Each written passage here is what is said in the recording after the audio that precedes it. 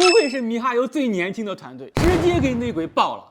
朋友们，最近绝区零内鬼的事情，相信大家都已经知道了。大晚上啊，2点22，连夜发公告澄清。本来呢，准备给玩家的惊喜，结果啊，计划全部被打乱了。然而，就这么一批人，网上居然还有一大群人拥护他们。殊不知，被卖了还帮人家数钱呢。内鬼的背后啊，它其实有一个非常深的利益链条。今天啊，我们就来给大家讲一讲，为什么游戏内鬼屡禁不止。其实啊，也不单单是米哈游，其他公司，包括像什么腾讯呀、育碧呀、R星啊，甚至是任天堂，都遭受过这种泄密事件。但哪怕你把这个泄密者告上法庭，依然没有阻止这个行业啊，这到底是为什么呢？我们首先啊来讲一下什么是内鬼。内鬼这个词儿，它是最近几年才开始兴起的，之前呢叫舅舅党。为什么叫舅舅呢？这个来源于魔兽时期了。当时呢就有一个人说，我有一个舅舅在公司内部上班，所以呢我有这个内部资料。如果说你不信，那就算了。所以啊，这种有点人脉的人啊，一般都被大家称之为舅舅。这种呢其实非常不好抓，因为游戏呢一般在内测的时候都会邀请一批玩家过来测试，在这个测试的途中，不管是哪个环节出现问题啊，都容易出现泄露。虽然说一般游戏公司呢都会给玩家啊签一个保密协议这样的东西，但是说实话，这东西就是一个君子协议，它防君子，它不防小人呐。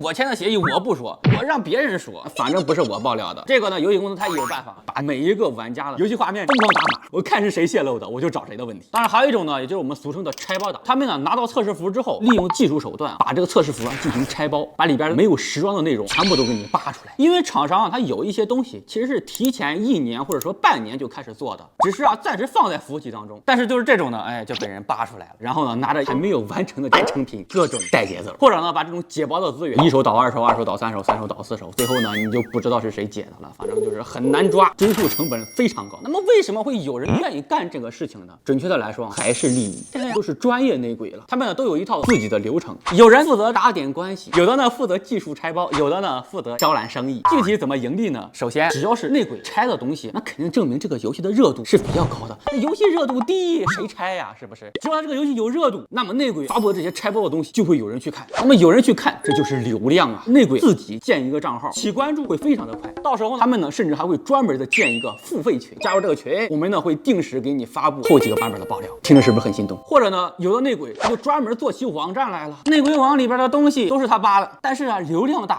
大了之后，他就可以插广告，插广告的钱那也不少了。单说这个厂商基本上也不会说啥，厂商他最痛恨的还是拿着内鬼这些资料啊去带节奏的，比如说万一小砂糖，为什么我不推荐所有人抽参喝软梅？那就是记忆。甚至呢还有那些剧情爆料的，简直就是该死。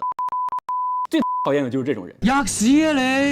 或者呢，靠着解包出来的只言片语，倒了不知道多少手之后的爆料，然后呢去带节奏，3人成虎，每个人给你加一句，后续版本的剧情走向啊就不知道歪到哪儿去了。最后呢，等游戏时装之后，发现压根就不是那么一回事儿，这样呢都有一些内鬼叔啊就破防了。不是啊，我看内鬼爆料的并不是这个样子呀。然后呢，愤而退坑，擅自期待，擅自破防。好家伙，合着游戏是内鬼做的呗。所以现在有一些游戏官方啊也想出来了一些办法，比如说崩铁的创作体验服，既然我管不住了，那我就自己爆了吧。与其让内鬼去吃这部分流量，不如我自己吃，但也只能相对的遏制一下。毕竟内鬼这个东西，它只要有利益在，它就不会消失。OK， 那么今天的内容呢，我们就先到这里了。如果大家有什么想法呢，你可以在评论区当中啊讨论一下。我们呢下期再见。